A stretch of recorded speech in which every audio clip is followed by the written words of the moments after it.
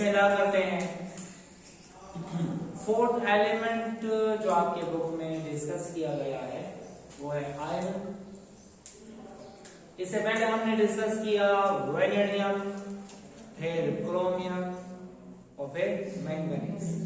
आज हम डिस्कस करेंगे आयरन के बारे में। आयरन जो है इसका सिंबल Fe है, एटॉमिक नंबर 26 और इलेक्ट्रॉनिक कॉन्फ़िगरेशन है 4s2 3d6। याद रहे, iron is the second most abundant transition element. ये कौन सा है? Second most abundant transition element. ठीक है, अच्छा, iron is the second most abundant element, transition element after titanium. पहले नंबर पे टाइटेनियम है, दूसरे नंबर पे आयरन है और तीसरे नंबर पे मैंगनीज है। ठीक है, आयरन बिलोंग करता है ग्रुप A B से। जब हम पीरियोडिक टेबल देखें तो पहले 3b आता है, फिर 4b आता है, फिर 5b 6b और 7 और फिर उसके बाद 8। तो मोस्ले के मुताबिक ग्रुप 8b से बिलोंग करता है और आयोपेक के मुताबिक ग्रुप 8 से बिलोंग करता है। Iron is a pre historic element. Pre historic element किसे कहते हैं?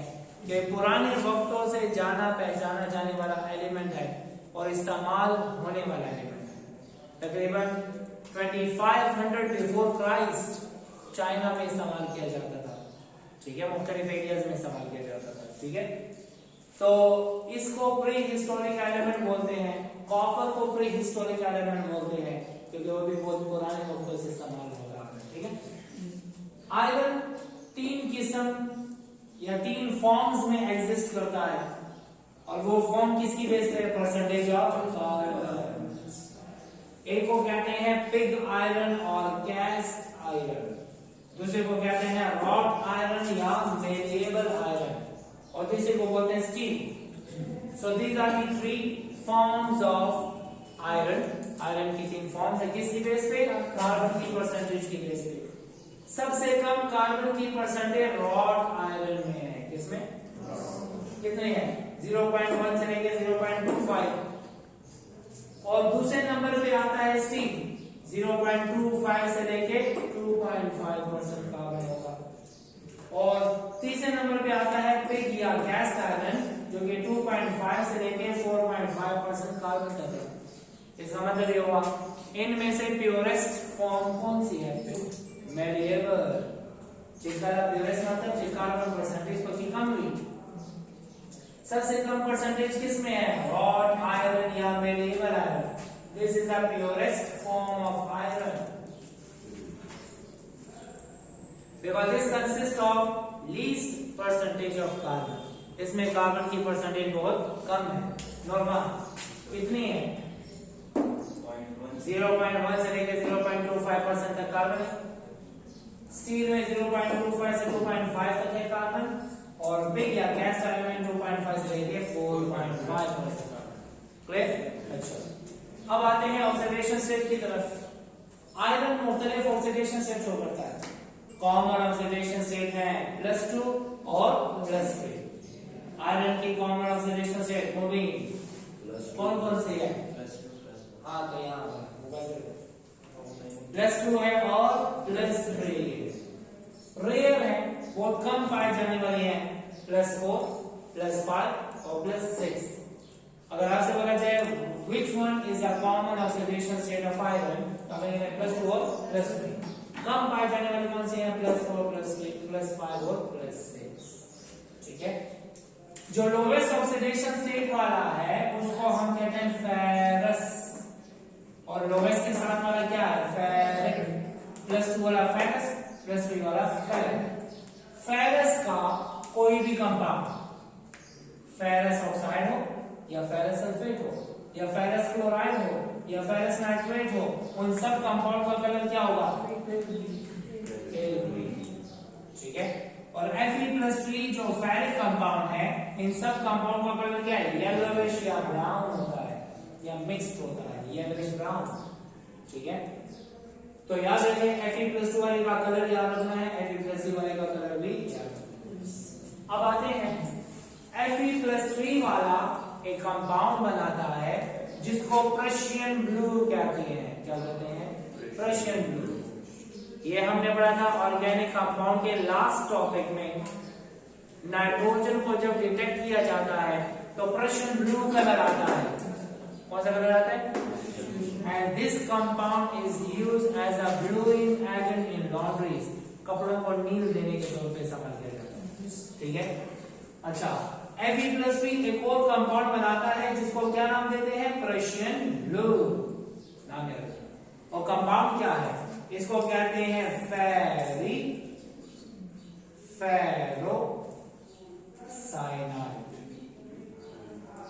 इसको बोला जाता है फेरिफेरोसाइनाइड। बाहर वाला Iron+3 है, अंदर वाला Iron+2 है, +3 वाला फेरिक, तो फेरी हो गया। बाहर वाला क्या है? अंदर वाला फेरस, तो फेरो हो गया। फेरिफेरोसाइनाइड।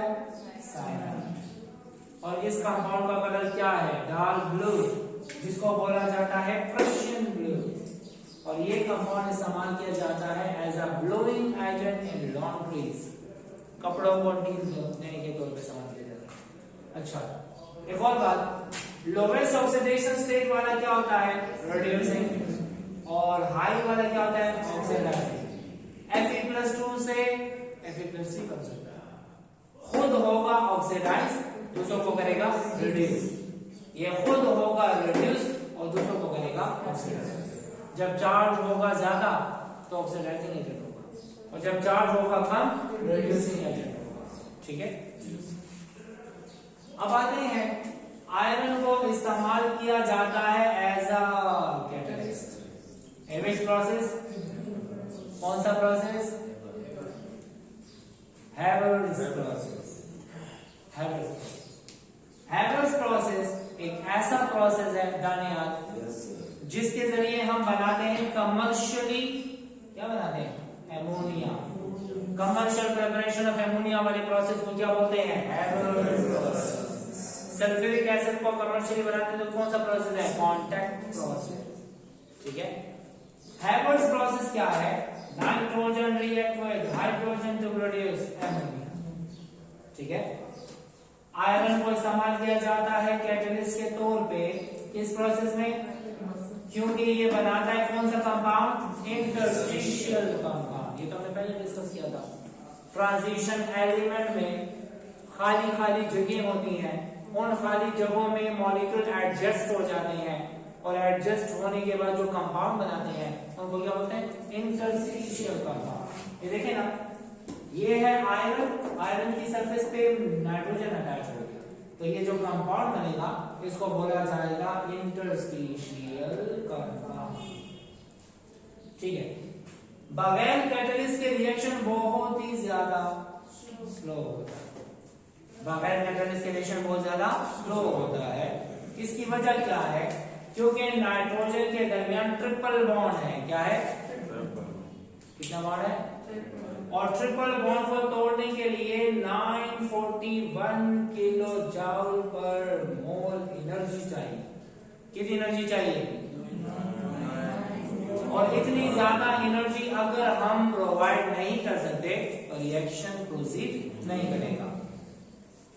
अच्छा, बगैर कैटलिस्ट के रिएक्शन बहुत स्लो है तो कैसे होगा? N2 रिएक्ट करेगा कितने H2 के साथ? 3, लेकिन स्टेप वाइज करेगा। दानियाल, पहले स्टेप में N2 रिएक्ट करेगा एक H2 के साथ। नॉर्मल किसके साथ? यो पाई बॉन्ड होते माची और यो हाइड्रोजन में डेल्टा अटैची, और वाला हाइड्रोजन का डेल्टा अटैच हो जाएगा, तो क्या बनेगा? NH double bond NH। तो देखिए क्या हुआ? N2H2 लिख दिया। दो नाइट्रोजन के साथ दो हाइड्रोजन अटैच हो गए तो N2H2 हो गया। अब N2H2 में दूसरा H2 आके अटैच हो जाएगा, तो क्या होगा दानियाल? क्या होगा? ये पाई बॉन्ड टूटेगा, एक सिग्मा यहां और दूसरा सिग्मा यहां बनेगा, तो N2H2 से बन जाएगा N2H4। ये बन जाएगा N2H4, और इस कंपाउंड का नाम है हाइड्राजीन। क्या नाम है? क्या नाम है? और ये इस्तेमाल किया जाता है as a rocket fuel, rocket fuel के तौर पे इस्तेमाल किया जाता है हाइड्रोजन। अब N2H4 के साथ कितने हो गए? 2 हो गए ना, एक और आता है, एक और H2 आएगा। जब एक और H2 आएगा तो ये सब में कैसा है? ये है NH2 सिंगल बॉन्ड NH2। एक हाइड्रोजन आएगा इसके साथ तो दूसरा हाइड्रोजन आएगा इसके साथ, तो NH2 से बनेगा NH3। So we get 2 moles of NH3, but this process is very slow without catalyst. Now we have to use iron as a catalyst. हमने क्या किया? आयरन। जिस कंटेनर में नाइट्रोजन और हाइड्रोजन ले रहे हैं उसी कंटेनर में हमने आयरन भी ले लिया। ये किसके एटम्स हैं? आयरन के। रिएक्शन होने से पहले नाइट्रोजन जाएगा, वो उसकी सरफेस पे अटैच होगा, और सरफेस पे अटैच होने को कहते हैं एडसॉर्प्शन। क्या कहते हैं? सरफेस पे अटैच होने को क्या कहते हैं? एडसॉर्प्शन। ये जाके सरफेस पे अटैच हो जाएगा। सरफेस पे अटैच होने के बाद इनके दरमियान का जो ट्रिपल बॉन्ड है वो टूट जाएगा। क्यों? क्योंकि ये आयरन इसको यहां अट्रैक्ट करेगा, ये आयरन इसको वहां अट्रैक्ट करेगा, बॉन्ड बनाएगा, तो इसके दरमियान का जो ट्रिपल बॉन्ड है वो टूट जाएगा। यहां पे सबसे बड़ा मसला क्या था? ट्रिपल बॉन्ड को तोड़ना।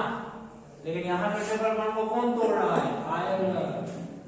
जब आयरन ने ट्रिपल बॉन्ड को तोड़ दिया तो रिएक्शन क्या हो जाएगा? फास्ट हो जाएगा। Now molecular nitrogen is converted into atomic nitrogen. कौन सा नाइट्रोजन? अच्छा देखें, नाइट्रोजन गैस क्या है?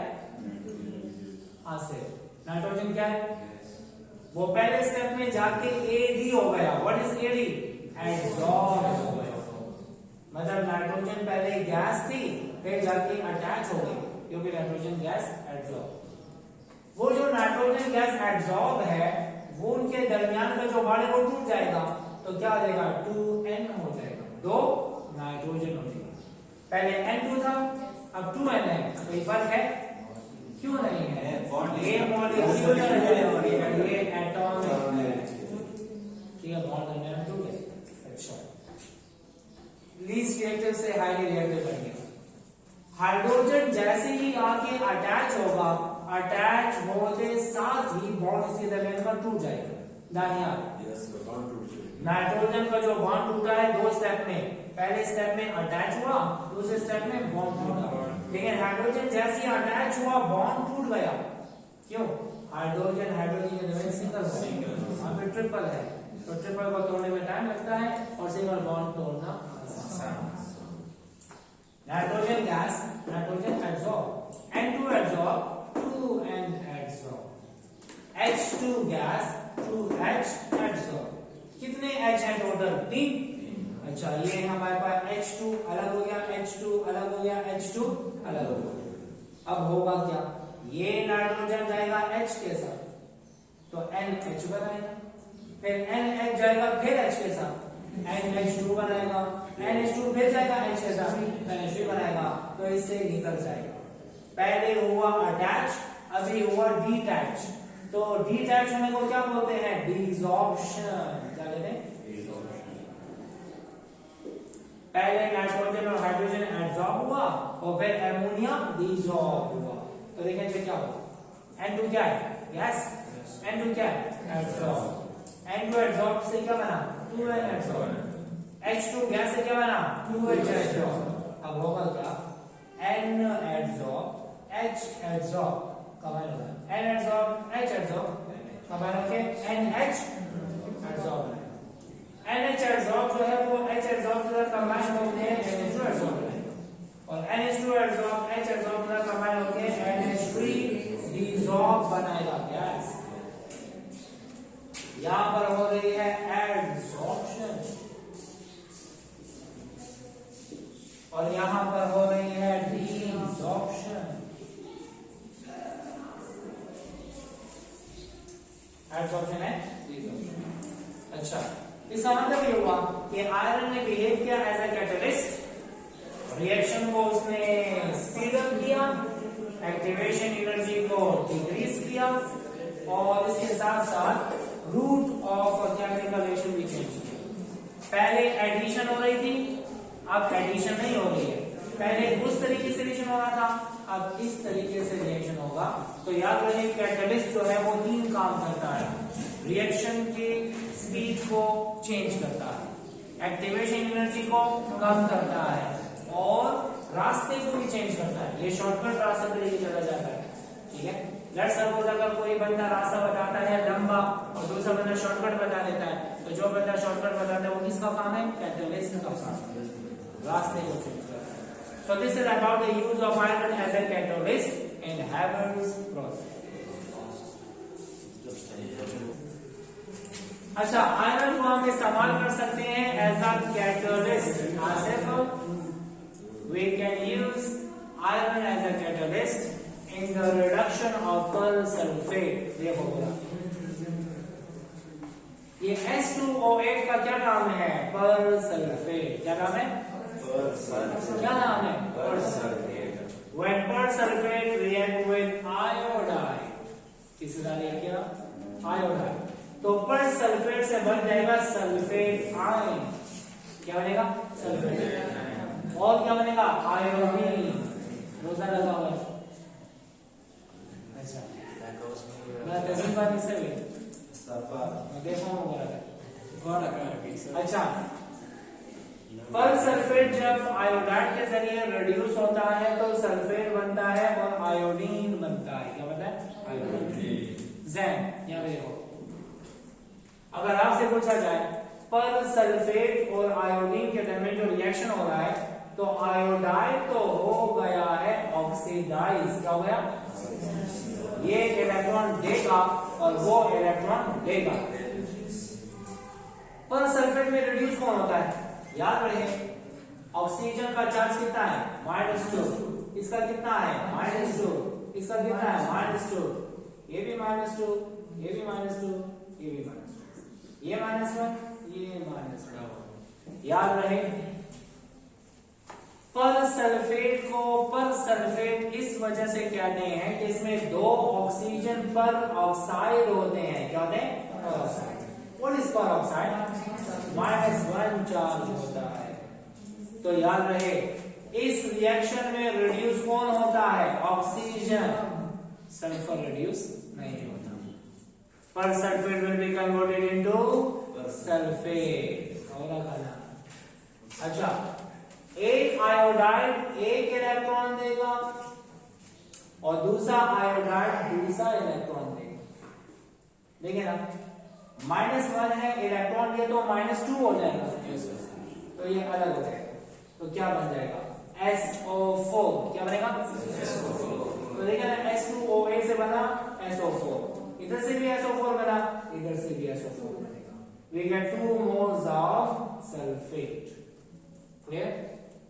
मूविंग। यहां पे इलेक्ट्रॉन देने वाला कौन है? आयोडाइड। लेकिन याद रहे, आयोडाइड इलेक्ट्रॉन आसानी से नहीं देता। ये वाला रिएक्शन स्लो है। क्या है? अब हमने इस्तेमाल करना होगा कैटलिस्ट। क्या लेना होगा? Normal Fe+2 as a catalyst और Fe+3 एज अ कैटलिस्ट, ताकि हम इस रिएक्शन को क्या कर सकें? कैटलाइज कर सकें। दानियाल, क्या कर सकें? कैटलाइज का मतलब स्पीड अप कर सकें। आप सुने, लिसन। ओके, क्या होगा?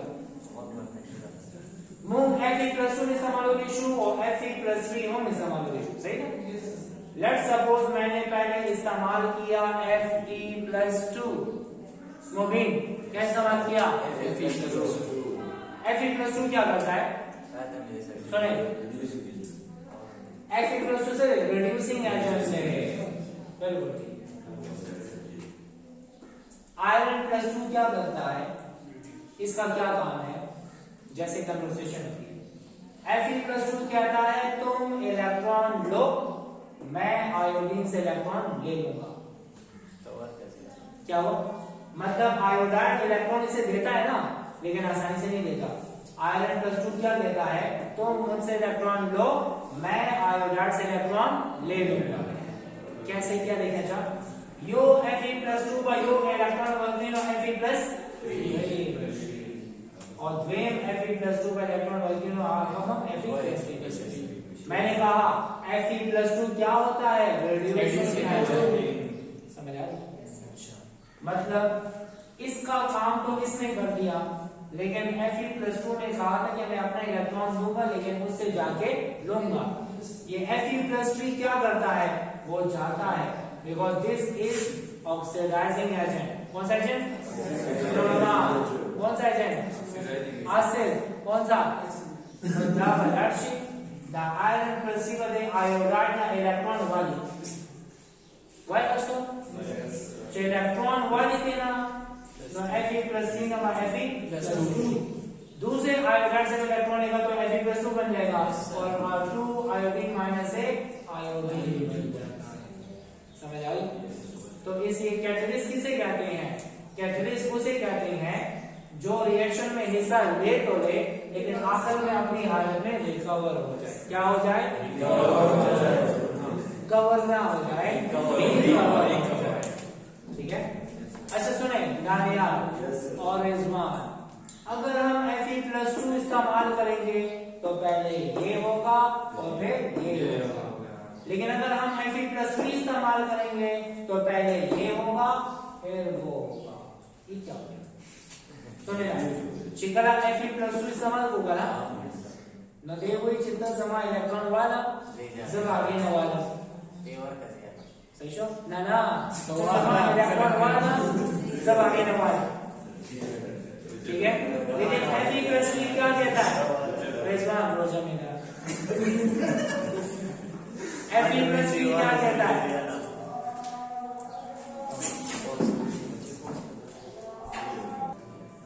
अच्छा Fe+2 दो किस्म के कैटलिस्ट हैं। Fe+2 कहता है तुम इलेक्ट्रॉन लो मैं आयोडाइड से ले लूंगा, लेकिन Fe+3 कहता है तुम सब्र करो मैं आयोडाइड से इलेक्ट्रॉन लेता हूं फिर तुम्हें देता हूं। तो Fe+3 पहले इलेक्ट्रॉन लेगा और फिर जाके अपने इलेक्ट्रॉन देगा। सही शो चेको लगा ना Fe+3 ची पहले इस्तेमाल बोलना Fe+3 पर देना इलेक्ट्रॉन वाली नो Fe+2 बची और Fe+2 का इलेक्ट्रॉन वाला 1 की हो गया वा Fe+3। तो मैंने कहा अगर Fe+3 को इस्तेमाल किया तो दूसरा रिएक्शन पहले होगा और पहला रिएक्शन दूसरे स्टेप पे होगा। समझ आ गई है? अब आते हैं reaction of hexa aqua iron 2 and hexa aqua iron 3 complex. इसका मतलब क्या है? हम जब भी FeSO4 या FeCl2 या FeCO3 या FeNO3 कोई भी कंपाउंड हो दानिया, कोई भी कंपाउंड हो लेकिन +2 वाला हो, किसका हो? +2। इसको हम पानी में डिसॉल्व कर देना तो सॉल्यूशन का कलर कौन सा होता है? ग्रीन। कौन सा कलर है? मार्को ग्रीन, वो सामने पेल ग्रीन। Fe+2 वाला पेल ग्रीन होता है, Fe+3 वाला येलोइश ब्राउन होता है। क्या होता है? येलोइश। मूविंग चिकला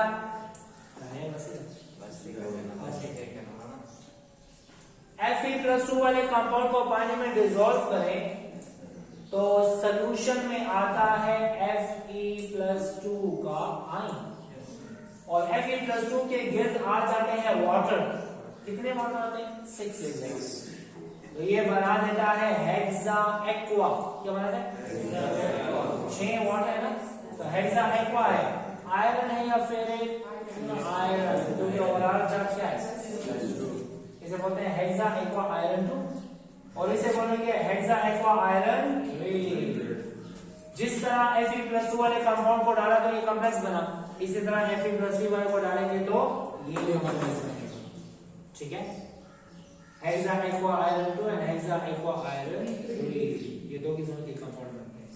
इस कंपाउंड का कलर होता है पेल ग्रीन और इसका कलर होता है yellowish brown.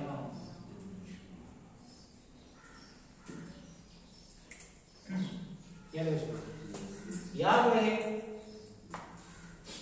Hexa aqua iron 2 और हेक्सा एक्वा आयरन 3 जो है ये एसिडिक होता है। क्या होता है? एसिडिक।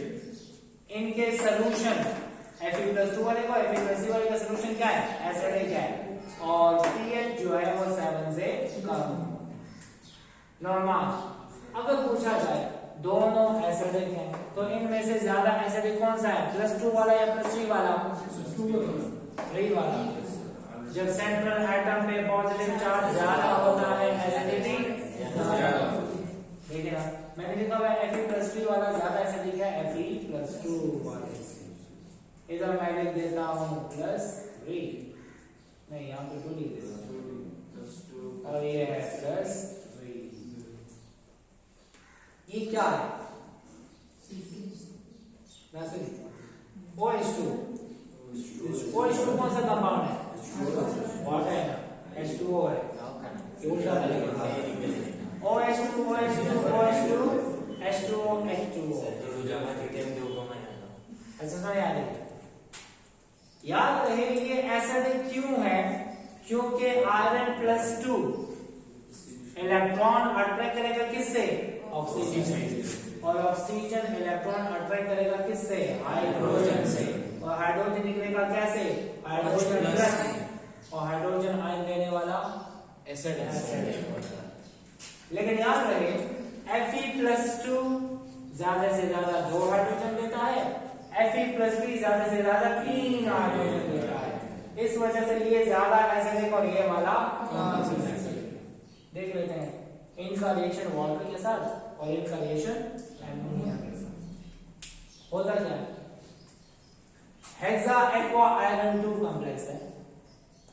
देना बलाची हाइड्रोजन आयन सबलाची आवा हाइड्रोजन आयन बचा सनजी वाटर सरा नसवली जुड़ेगी हाइड्रोनियम आयन। क्या बनेगा? H2O से बनेगा H3O। इधर क्या बचेगा? How many water? 5 और हाइड्रोक्सल 1 रह गया।